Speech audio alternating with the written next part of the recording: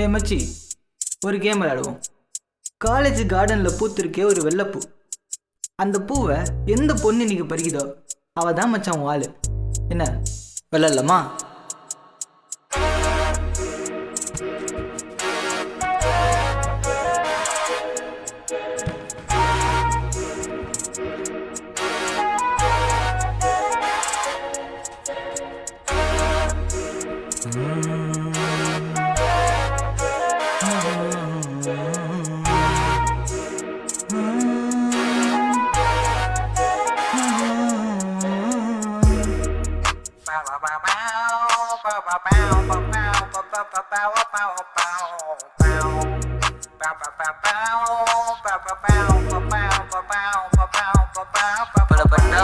பட்டாம்பூச்சி பறக்கிறதே, இங்க சுட்டு சொட்டா உள்ள தேன ருசிக்கிறதே.